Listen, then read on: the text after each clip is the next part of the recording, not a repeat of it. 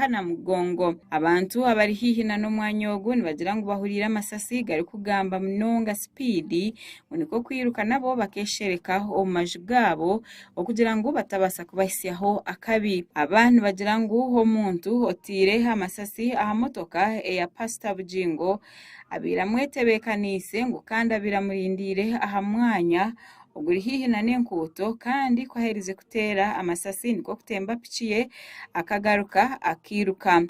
Tentuukanga nako wano mu kitundu kyange kubanga ebyokwerinda mu kitundu kyange nze ngezaako nnyo okuba nti tubikwasaganya. Poliisi yaffe Namuŋŋono ekola ddala nnyo ne security committee yaffe ekola bulungi. Tetufunanga mu buzibu bwonna mu kitundu. Ekino kye kisoose era nsaba ate kye kiba kisembayo kubanga bino tubyetaaga mu kitundu kyaffe.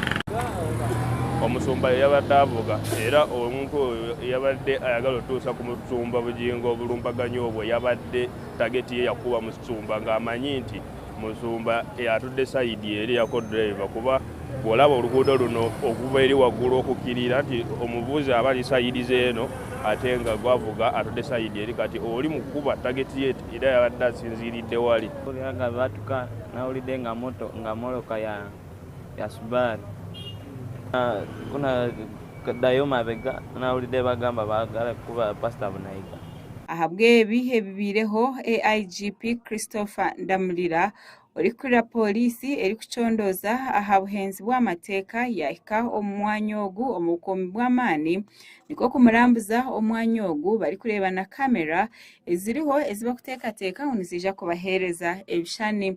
Abataka n'abebembezi batari bamwe na bamwe bashaba government okurugayo ekaheereza abebembezi b'amaani boona omu ihanga aha myanya etari emwe n'emwe okubaheereza obukuumi bw'amaani ahabw'okugira ngu ihanga ligume nirifeerwa abantu b'amaani. Awa 5 ez'ekiro nengezaako communicatinga n'ab'ebyokwerinda ab'enjawulo nga ffenna tutaŋŋana Namuŋŋono we watuufu.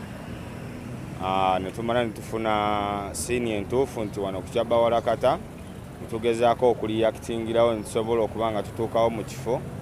So bwetyo embeera sofa bwe yabadde naye embeera yabadde ya bunkenke nnyo olunaku lw'eggulo. Oli omuhwezi w'omugambirizi wa poliisi omuli Kampala Lukuwesigire aine ebyagamba aha kikwatiriine na n'ekikorwa ky'obwinazi ekibireho. Kampala investigating incident, more of a tragic incident that happened yesterday at about 9 p.m. in the evening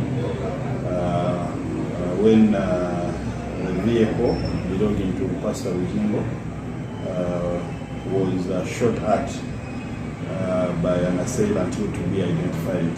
Within the vehicle there was Pr Bugingo himself and also the bodyguard identified as Mumuza Richard.